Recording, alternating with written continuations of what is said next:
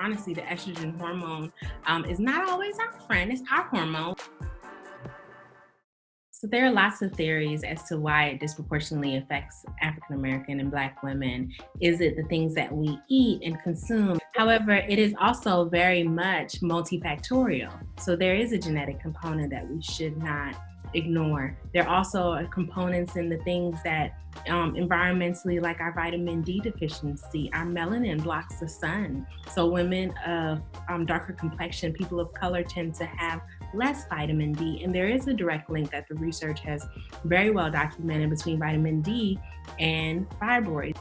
When we talk about why Black women are disproportionately affected, what we break it down to really is the trauma of racism, creating a disproportionate amount of trauma that specifically causes a radical lifestyle impacted by cortisol. And cortisol is very important in our lives. However, when it is radical consistently, the inflammation that causes, depending on where and how it's affecting our bodies, it can be represented or manifest itself through fibroids tumors, through cysts, through high blood pressure, like many different pain, arthritis, even mental health issues. So estrogen is really a big factor also in fibroids. It's one of the biggest stimulators of that tissue growth.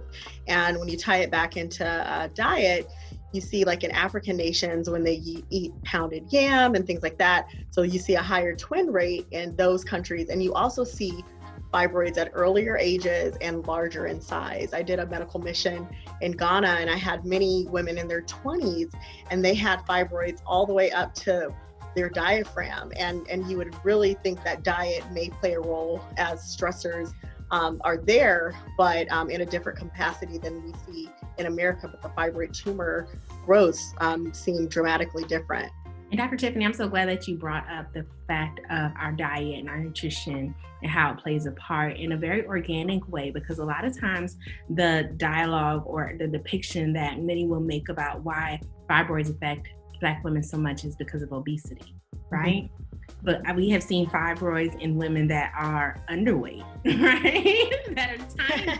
Yes. Right? So it's not just obesity. So I'm glad that you made that very, very specific highlight that it has a lot to do with our diet and our estrogenation, and just honestly, the estrogen hormone is not always our friend. It's our hormone, we'll claim it, but it's not always our friend to some of the ailments, and adding in the inflammation, the vitamin D deficiency, the stress, all of that compiles why it affects African American women so much and Black women so much.